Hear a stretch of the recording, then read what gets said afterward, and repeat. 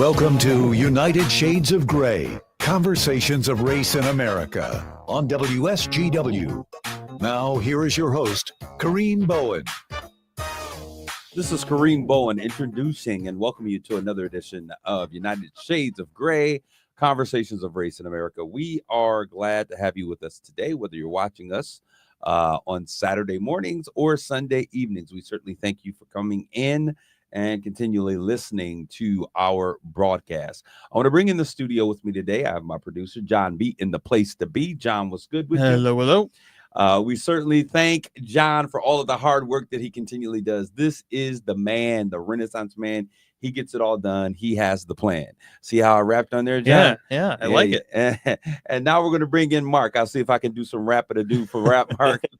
Here's my man, Mark. He's in here from the start. How about that, Mark? That was lame. But anyways, welcome, Mark. Hey, good to be here. Welcome from sunny Southern California. It's going to be a beautiful day out here. Mark is out on the West Coast. He's giving us our West Coast forecast. What's happening out there? It's beautiful weather. It's about, I'm going to say it's going to be in the high 60s, sunny, no rain. It's awesome. Doesn't the weather go from west to east? So should we be expecting that in a couple of days? It kind of like breaks down partway through. Something changes. Somewhere along the way it gets blown up. I'm quite a bit south of you as well. So. Yeah, so I think that makes a little bit of a difference. Yeah. Well, okay. For those of you out there listening, Jonathan is cracking the whip, and so I'm gonna get right into our conversation for today. We needed a pause on the situations around the world, and so today we're going to have a conversation, which I think that everyone needs to have with themselves and those that are around them. Today, I want to talk a little bit about personal development skills. Becoming your best you. That's what we're going to talk about today. And I think we have a great team of individuals that will be able to navigate this conversation with you on today. So we want to thank you if you're tuning in to WSGW 100.5 FM or 790 AM on the simulcast. We want to thank you if you're coming via our social media platforms on WSGW, United Shades of Gray on Facebook, Twitter, LinkedIn, all of these other places. Or if you're catching this in podcast form, and I'm going to bring in my producer because I can never figure out where to find us on podcasts. WSGW.com is the best place to do it. Go ahead and click on shows or click on podcasts. Probably the best way to find us. But we're also on Spotify, Apple Podcasts, and on Audible. Everywhere you get your podcast. So we're there. Great evening or great afternoon, morning, whichever time you're watching this, to you that are tuning in. And I want to get right in to the conversation. But before we do that, I want to talk really quick. Mark, I want to ask you a couple questions. When we talk about personal development as something, what does that mean to you? Because I think that sometimes we have an understanding of some basic things that it means. But when we talk about really working on becoming your best you, what are we talking about? Wow. That's an interesting question. I mean, there's the obvious answer of and you just alluded to it, trying to become the best version of yourself. But I think it's a lot about being open and honest, being honest with yourself about what your strengths are. But I think, frankly, in a lot of ways, what your major weaknesses are, and being willing and being honest enough to accept that you do have weaknesses and you need to work on them, and then being really willing to work hard at those, because you don't change them or grow them overnight. I had my first great boss early in my career, a guy named Brian Keene, and I won't use his exact language because I can't say that on the radio, but it was in essence, he brilliant guy, super creative, really cared about people that worked for him, wanted to develop them, but was super rough around the edges. So frankly, a lot of people didn't want to deal with them. And he basically said, they sent him to what we called charm school at the time. And he said, Mark, it took me 50 years to get this messed up. I'm not going to fix this overnight. So having the courage and the fortitude to kind of keep at it, because you won't change it or fix it overnight. I think having managed a lot of people in my career, people say they want honest feedback, but when you give it to them, most people don't want to get it actually, and they want to debate it. And I always say, this isn't a debate. This is my perception. You can either accept it and think it's true, or not accept it. Your choice. So Was it Jack Nicholson? I can't remember. Was it Top Gun? What movie was that? He was like, "You want the truth? You can't handle the truth." It's A Few Good Men. A Few Good Men. That's Yep. what it was. Yeah. And when we think about it, Mark, you're absolutely right. Most people say that, I really embrace the truth. I love the truth. I like this person because they speak the truth. But the reality is, most people don't really want the truth, and that's a sad thing. Would you agree, Jonathan? Well, I found like in myself, like when I'm asking people for feedback and I'm listening to it, I kind of have to switch off the defensive part of my brain where it's like, well, but I did that because no, I can take that feedback and then I can argue it myself and sort through the feedback myself. But you need to take the feedback at face value. You need to take what they're saying and say, okay, that's your perspective. I'm going to take that as your perspective and figure out whether I agree with it or not. Mark, what is it about? And I'm sure you see this all the time, and I'm not sure if this has been something that you've had to deal with. Jonathan brings up a great point. When we're talking about personal development, we really need people to be honest with us where we are. But there's a natural tendency that people have to want to be combative with what people are saying when they share the truth. How have you dealt with that before with people? Because I'm sure you've had to have some very real conversations. I'm kind of aware of that with individuals and be honest and really wanting them to embrace the things that you're saying. But you get that kickback. Well, they always want to defend because it's hard to hear the truth. How do you deal with people like that, Mark? Yeah, well, I think I'll answer that a few different ways. Number one, again, having run the organization of having had people work directly for me, I actually like to form very close personal relationships because then they know that the feedback, number one, it's easier for me to give really direct, honest feedback with someone I have a personal relationship with versus someone I don't, because then I'm kind of pussyfooting around the feedback. Having that relationship allows me to be super direct, at least for me personally. And I think it allows them to receive it because they know that take this feedback away. I care about them and want them to be better. And so but generally speaking, again, I think it just depends on the situation. Usually it's, if they start to debate, I go down the path of like, this isn't a debate. This is the feedback. This is my perspective, kind of like exactly what Jonathan just said. This is my perspective on it, or this is the general feedback that we've gotten from multiple people. And you need to think about it. You can either choose to accept it or not accept it. That's up to you. But that's the feedback, and that's how people perceive it. And it's not what you intend. It's how people take it. And so that's what ultimately is important. I think the other times when it was a really tough issues, I frankly have had to get really direct. Of like, here's the issue, here's the feedback from everybody, and if you don't fix it, and we're going to get you a coach, and if you don't fix it in the next year, we won't be having this discussion. Wow. Yeah. That's serious. Go ahead, John. We're talking about receiving feedback and all that, and it just made me think of something like recently, like in the past week, I received feedback from somebody who I don't respect their opinion at all. Like I disagree with them on pretty much everything. I didn't ask for their opinion and they gave it to me. And I just had to sit there and kind of do the, yep, okay, yep. But when we're talking about personal development skills and dealing with other people and figuring out what is legitimate, actionable information to take to heart, right? I think it is important to figure out, is the person that's talking to me, do I respect them enough? And I think Mark spoke to that with forming close personal relationships, because if you're willing and able to form a close personal relationship with someone, chances are you respect them at least a little bit. And so you're more likely to listen to what they're saying, and they're more likely to listen to you as well. And really you can push each other to work hard. Yeah.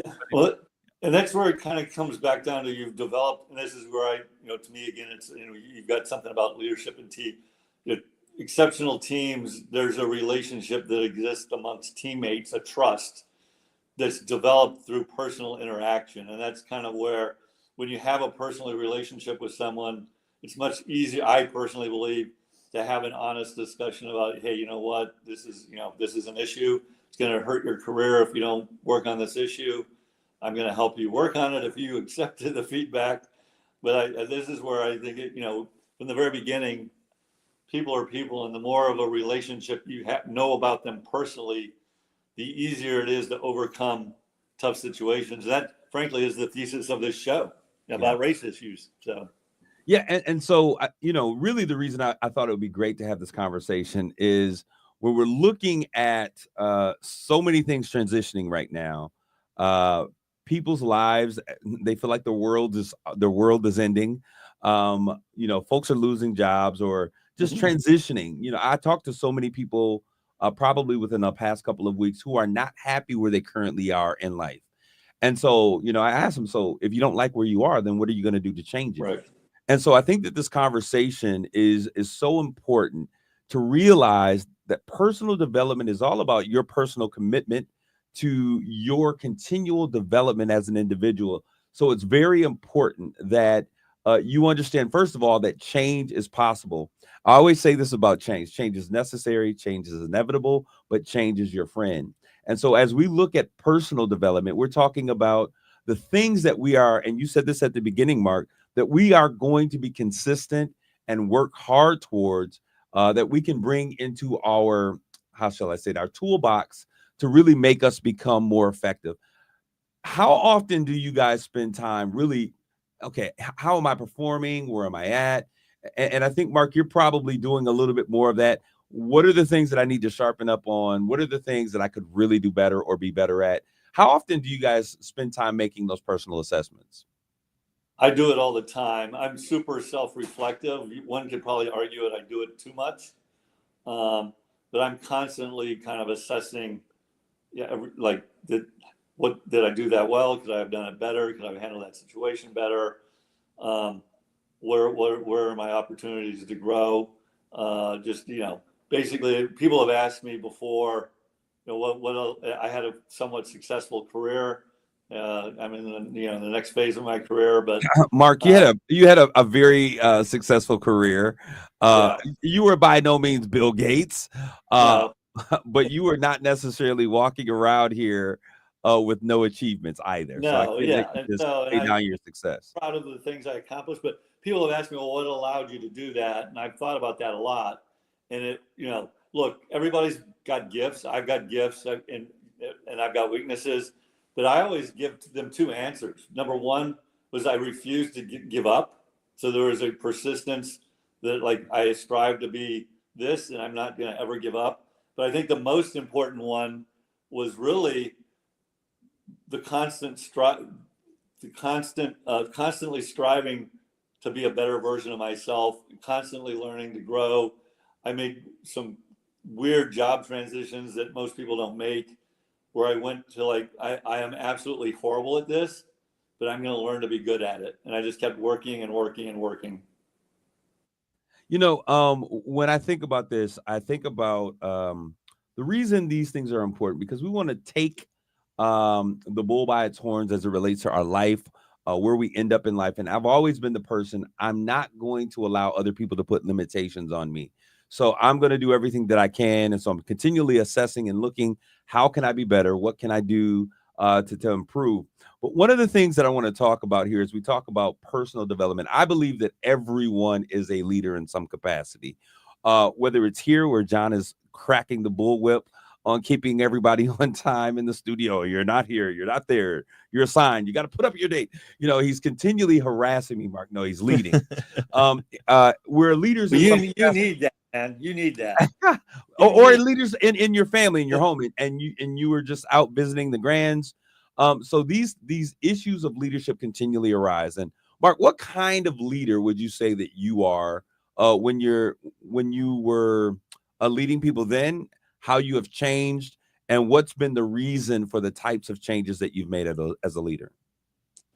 Again, great question. And I actually view, and we've had this discussion probably offline, as a leader, you lead people professionally. You have a family that, I tend to think I lead as well. And you have friends. I'm the same leader, irrespective. Mark, I got it. You're not the leader of your family. Mary is the leader of the family. Okay. All right, well, I don't know about that, man, but yeah. I'm just joking. Here, but anyway, I'm the same leader, irrespective of the situation or the environment. But when I think when I think about myself as a leader, and the most dramatic transformation, it's a transformation I frankly made relatively quickly, but it's continued to evolve. There's two really.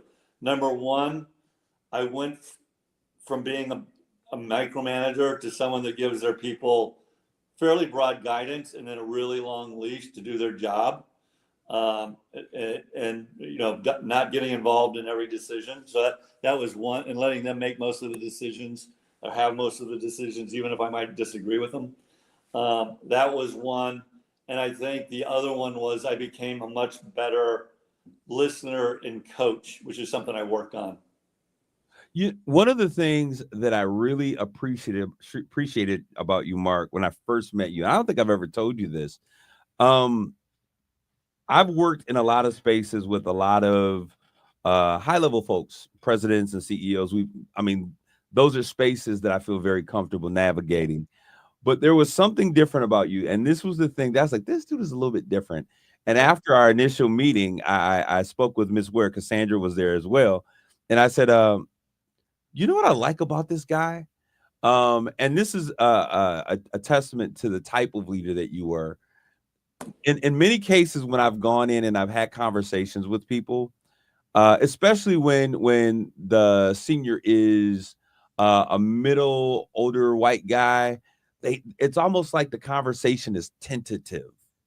And when I came and I had the conversation with you, I think we were probably saying things that would put us off of many lists and receive refusals of invitations because you made me feel very comfortable immediately. Yeah. And so it was like I felt immediately that my race wasn't an issue with you, my youth or whatever wasn't an issue. And you engaged me in such a way that you showed me a level of respect as the person with the information that I was sharing. And I greatly appreciate that you for that. And it's something that I hope you never lose and you continue to keep. What were you going to say, Jonathan? I think it's interesting you said these conversations are tentative. What did you mean by that? Because I've experienced the same thing. I know what you're saying, but yeah, it's kind of like, oh, okay. It's very surface level. It's very like I feel like I'm being checked out, if you will. Oh yeah, we can do that. Yeah. Not we're going to do this. Absolutely. Yeah. And that was very different. You were you remember, you was like, listen, we can do this, even if you got to pull out my checkbook and do it myself. You were like, let's make it. This makes sense. This is how change happens. Let's do it. And it gave me a sense of like, wow, my voice is being heard here and I can really share what it is that I want to say. Yep. And that's why as we met after that, we could have a very fun, joking relationship and kind of poke at some things because you had already set a pace for me to feel very comfortable and really whole in that conversation. And I think that's really important. Yeah. For leaders out there, potential leaders, whatever, I think creating an environment where people are comfortable saying what's on their mind is super, super important to have a really, really good team, because ultimately you don't have all the answers. And even if you're right, people having a chance being heard makes them feel like, they're valued and they're part of the team. And, as I always, we had this discussion before, like a lot of times when people have a decision that's in their D of A, but they come to me, I'll ask them a lot of questions.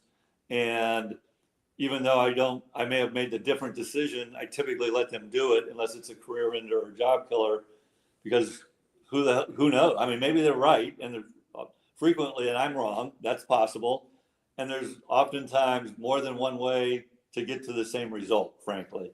So Mark, a large part of personal development is really being situationally aware of situations as much as being self-aware, right? Yeah. So I want to give you a few different types, and people may argue that there are tons of different types of leaders, but I want to give you a couple different types of leaders, and then I want you to let me know what kind of leader you think that you are. Okay. And Jonathan, I want you to think about this as well. All right. So a positional leader is one that gives clear directions, expectations.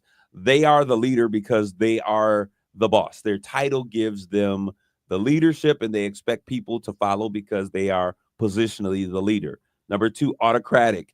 Leaders make decisions independently with little input from others, relying on their authority and power, very much similar, to be the thing that people will fall in line for. Those are kind of the same kind of leader.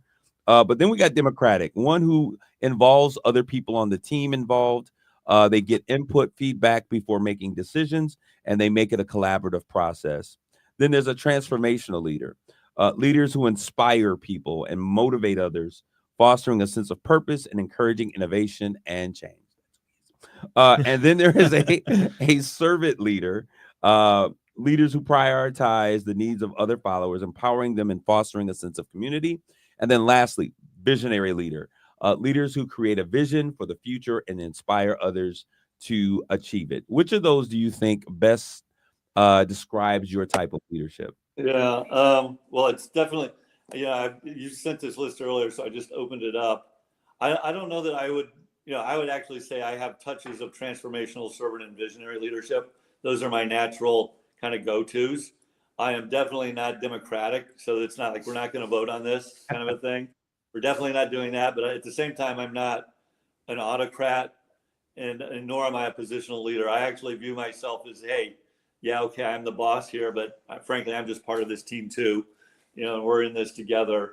So, I would argue I have touches of the bottom three. If I had to choose just one, I would probably say transformational. Okay. That's I kind of whispered to Jonathan, he's a transformational leader. Don't tell him I said it. But I think it speaks to exactly what we were talking about as we were leading up to this question. I'm going to share what kind of leader I think that I am after the break. And Jonathan, I want you to do so as well. Because understanding what type of leader you are and understanding what type of leader is, that you're working with is very key in terms of getting the best and the most out of your situation. We're going to take a quick commercial break. When we come back, we'll be back with more United Shades of Gray. Stay tuned.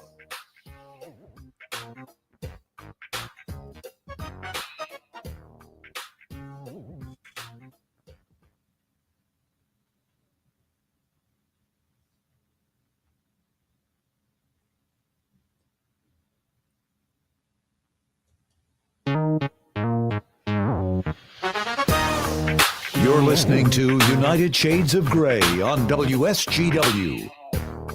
Welcome back to United Shades of Gray, Conversations of Race in America. Today, we are talking about personal development skills, becoming your best you. And before the break, I asked Mark and John B. what was their leadership styles. And I think that, Mark, you settled in on right around transformational leaders. You like to inspire others and motivate those who are following you. Correct. All right. So, Jonathan, what kind of leader are you? Well, I just want to start by saying I think that most people who identify themselves as transformational leaders, who identify themselves as that, are ultimately useless. I legitimately think I'm tell us how you really feel, Jonathan. I'm here to motivate. Okay, I don't need a cheerleader. I need somebody who's gonna tell me what to do and help me achieve a goal. Anyway, do you really feel that way? I do. I think there can be transformational leaders. Yeah. I don't think they would identify themselves. And I'm not necessarily saying that about you, Mark, because I know you think a little bit more deeply than most people. But most leaders that I have worked with were, yes, I'm here to inspire you to go on to great things. What do you actually do? I don't think that's what we were. I understand. Yeah, that's not what I would call a trans. I mean, I hear what you're saying, Jonathan, but that's not how I would define it. I mean, I have a very clear set of 4 things a leader needs to do. But anyway, that's fine. So. I love the way that he just brought the bus in and just ran right over you, Mark. Mark, are you done? Well, let me tell you, I think that you're crazy. It's crazy. I think you suck in a word. let me consider that feedback, Jonathan, and I'll get back to you. Consider the source. Consider the source. Well, go ahead, Jonathan. I honestly, like Mark, it kind of depends on the situation that I'm in. Okay. And I think followership is a big deal as well, especially at the point in my life where I am. But when I am put into a leadership situation, I think I'm some combination of visionary and servant, where it's, here's our goal. I'm going to outline the goal, and I'm going to make sure you have the tools you need to reach that goal. Tell me whatever you need. I'm here to make sure you can do that. Yeah.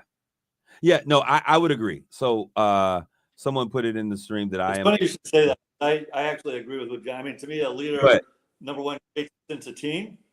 Number two, creates a shared vision or goal of where everybody's trying to get to. They make sure everyone knows exactly what their roles and responsibilities are, what's expected of them. And then he kind of, basically gets out of their way and only gets involved when he's needed, and basically helps them grow and develop and make sure they're successful. That to me is an exceptional leader. So, and I think that that's important. And I think that when we talk about our leadership styles, it's important for us to realize that we may be pieces of these different types of leaders based upon, as you said, Jonathan, our followers. Oftentimes, those that we're leading will play a great role in, because it determines what kind of leader you need to be.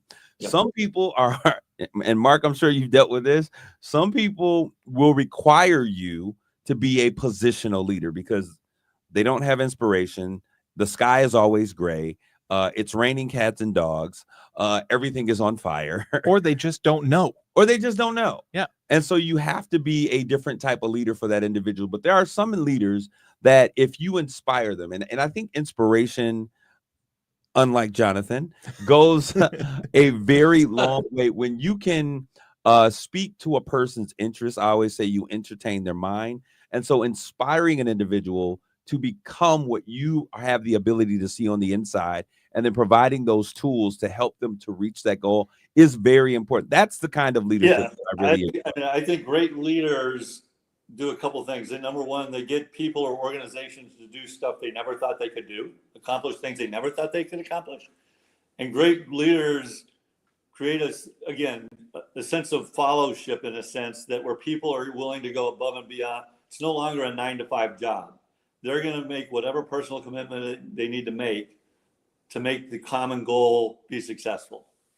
Mark, I feel that we are in a time right now where we're in a leadership crisis. I'll say it. I said 100%, 100%, Garen. Politically, for sure. I think politically, and when I think about it, there has always, like throughout my life, I can remember individuals that were even on the community level that were great leaders, that when, the community was off the rails, they could come in and they could, get people to understand the importance of getting back and working together and being on task. I don't see that at a community level. And then also, I think when we talk about civically speaking, there were leaders that people would listen to, like their thoughts, their opinions, their ideologies, whether they were Democrat or Republican, those things never made any difference. But they had the respect of the community, and that they were able to speak words and people would listen simply because they have established themselves as forward-thinking, level-headed, and just really being people that cared. Do you all agree that we are in a situation that we're lacking leadership? I feel it. 100% guarantee. I mean, again, everyone's got a different definition of leadership. Mine is great leaders create aspirational visions and unite people.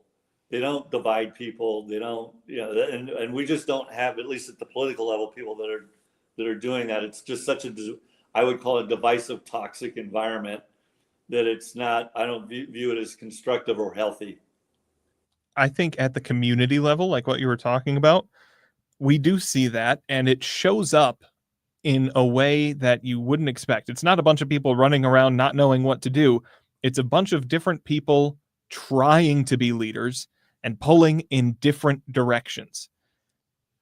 But I think that's the problem, though, Jonathan. Yeah. I think that we have a lot of people who are trying to be leaders, but there hasn't been, and it's crazy because I think it's so detrimental to our communities. We have people trying to be leaders, but there hasn't been a rite of passage where those who have embraced and who were seen as those types of leaders, for them to come and to embrace. And we don't see even just that mentorship from, said leader to those who are following, who have a desire to be leaders. I don't see that transfer of influence, transfer of power, transfer of wisdom. And I think that because of that, we have a lot of younger people, myself included, who are trying to lead to the best of their ability without really having those individuals who have staked a claim in the communities of leaders, really, just adding their blessing on that leadership. Let's flip the script just a little bit here, though. to the followers. Yeah. Because people need to know when to be a follower. And I think there's a big lack of that as well. Everybody has their own ideas and wants to. You can't always be the one making it happen. Sometimes you got to be pushing someone else's vision. What does it take for you to recognize someone as a leader? And the word submit has a certain connotation to it, but submit That's a bad word. But like, get in line with what they want to do. Yeah. Mark, help us. Well, again, I think it just comes back to ultimately, if you want to accomplish something and you've got multiple agendas, you've got to find ways to kind of compromise. And I just don't see a willingness. And I can't speak to like the Saginaw County or what's going on in Saginaw City. I'm not involved in those, have never been heavily involved in those discussions, have been removed from them now for a few years. But what I don't see at a higher level is a willingness to compromise and seek a common ground for the good of the whole.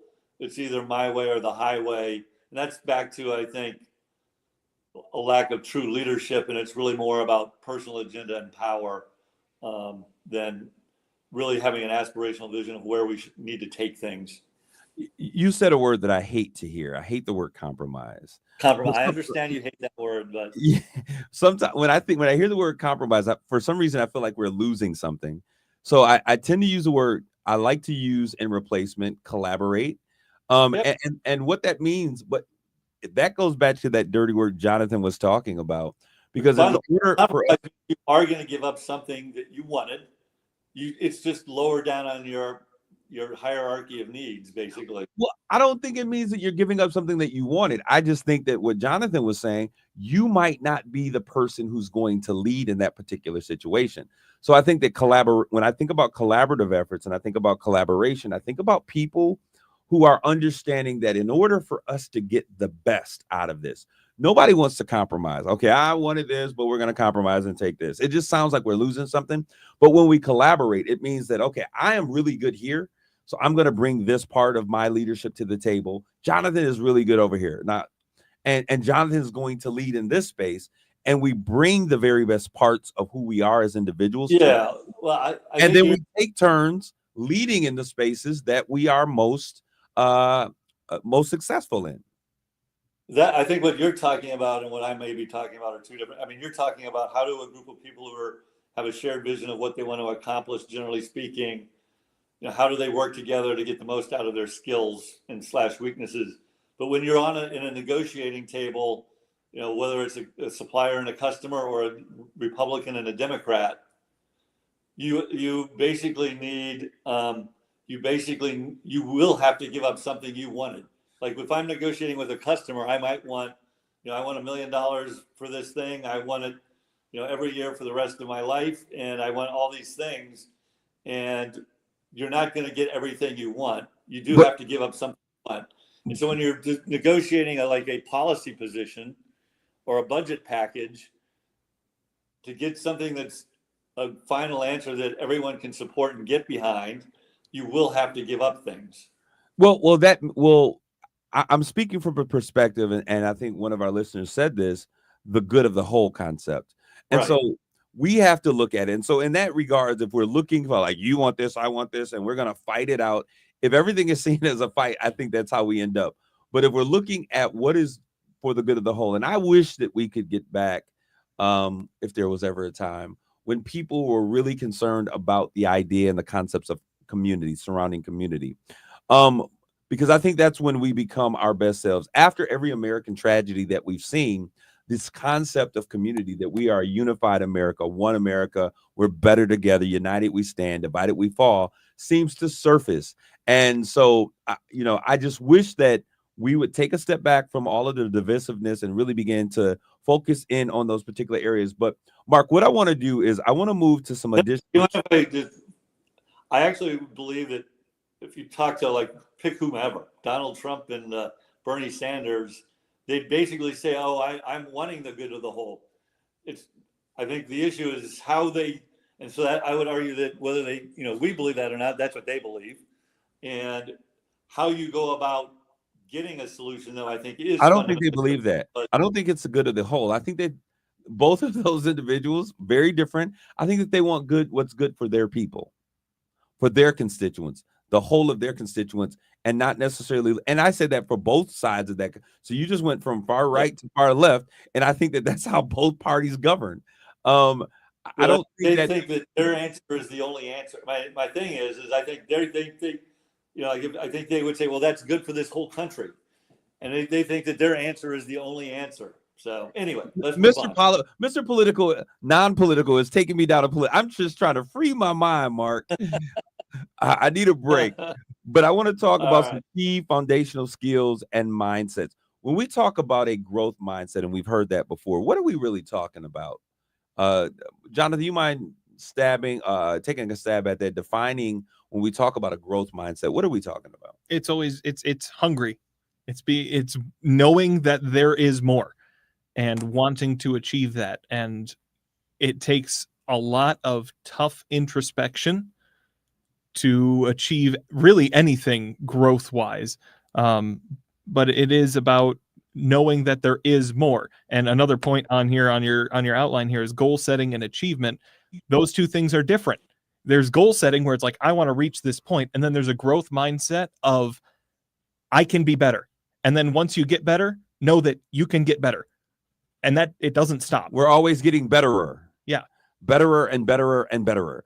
And I think I would give number one, I agree with everything that Jonathan said. And number two, that's been kind of my mantra my whole life. There's a double-edged, and I think that mindset is great because it allows you to continue to achieve and excel. I say, like anything, there's a double-edged sword to it or a flip side to it that people need to be cautious of, because frankly, I fell into it badly and still struggle with it. What is it? Which is it's never good enough. No matter what I do, it's never good enough. And so you never stop to appreciate what you've done or where you're at or be thankful. It's always like, I could have done this better. I could have done that better. I suck, and so that's the double-edged sword that I would caution people or coach people, like, don't fall into that trap. Mark, let me say this to you. You're good enough. You're smart enough. And gosh darn it, people like you. I know. I always think of, I'm a therapist, and they'd occasionally kind of go down that path. And I always think of Stuart Smiley or Smalley or whatever that character's, what Al Franken in The Mirror. That's too old a reference for Jonathan, probably, but I've heard it, but I don't get it. you need to Google it and pull it up, and you'll get it immediately. So when we talk about growth mindsets, what we're talking about is understanding that difference between a fixed and a growth mindset, meaning that certain things in life you cannot change. There was a prayer of serenity or something like that. Lord, grant me the serenity to understand, know the things that I can change, the boldness to change the things that I can, and the wisdom to know the difference, something of that nature. And so a growth mindset takes into inventory all those things. So if you're out there and you're saying, this is my life, this is how it is forever, scrap that stinking thinking and begin to take on a different process of thinking. When we change our mind, we can change our life. And so when we talk about a growth mindset, how can I grow from where I am today to becoming a better me? And so it's important for you to start thinking differently. People fail to really realize the importance of how you think. Your thoughts become your actions, and your actions becomes the principles by which you govern your life. So as we talk about these things, let's think about where we are and what we would love, where we desire to be. Because like Mark said, we got to take some time to smell the roses, celebrate those victories, but then get back in the game. The idea is, my biggest fear in life, Mark, and I think I've said this to you before, my biggest fear in life is not dying empty. When I leave this earth, I want to say I left it all out there. I did everything that I can, and there's nothing left.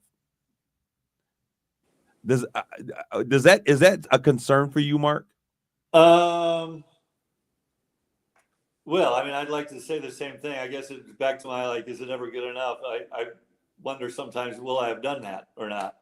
And then I start to go well, at some point, do you just enjoy life? And is that what's good enough? What's God's plan for you?